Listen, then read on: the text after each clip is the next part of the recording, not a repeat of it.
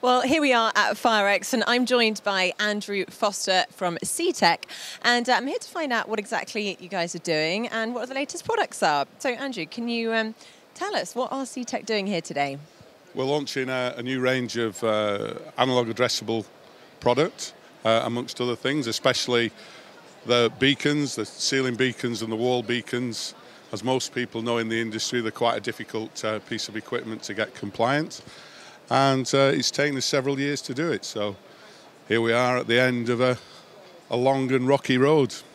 Gosh, so is it really taking you quite a long time to develop the technologies to get them to this standard? Yeah, it's taken about 4 or 5 years in total because the development program included smoke detectors, heat detectors, strobes, sounders and the like. And involved not only developing individual products, but a protocol that's, we think, probably one of the most sophisticated in the world today. Now, tell us about why it is so sophisticated.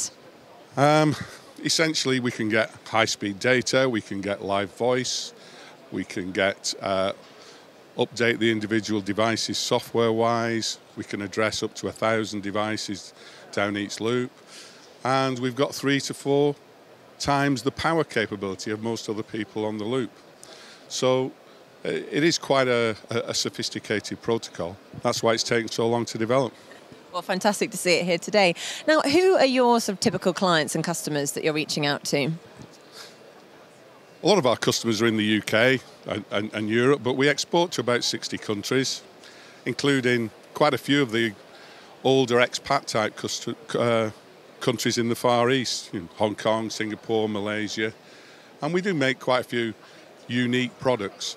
But we're making many thousand fire alarm control panels a month now, and that's where C-TEC's renowned. That's where we came from. And going into making and manufacturing smoke detectors and heat detectors is a relatively new venture for us, because the world needs a system. They don't just want a component part. They want you to supply the complete system. That's the way the marketplace is going, and that's the way regulation's going. And interesting that you're talking about regulation there. I mean, obviously everything, all your products are very compliant and compliant with all the regulations. Why do you think at the moment that some places aren't compliant with the regulations when it's such an important thing like fire regulation? Because it's quite difficult to do.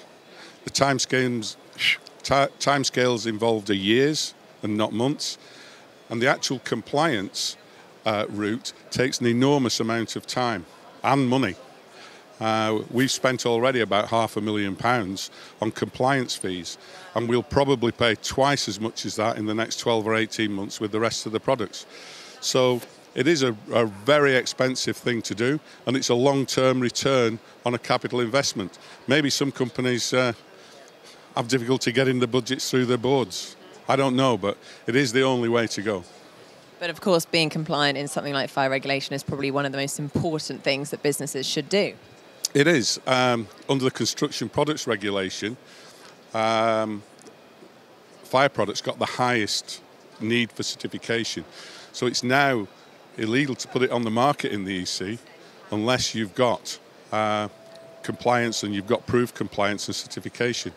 So that's the thing that people are rushing to get, especially in the UK, which has been a very deregulated market until very recently. Places like Germany and the Netherlands and France have had a lot more regulation in place prior to the CPR coming into play. So consequently, they're a little bit more attuned to it. It doesn't stop them not being able to make the products, but they are a little bit more attuned to it. Fantastic. Well, Andrew, thank you very much. And make sure you do come down to C-TEC to find out the latest in these fire alarm technologies. I don't know if you know the stand number that we're at. M500? M500. There we go. M500. Come down to this beautiful stand. Follow the story on Twitter, #FIREX, and we look forward to seeing you later. Thanks very much, Andrew. Thank you very much.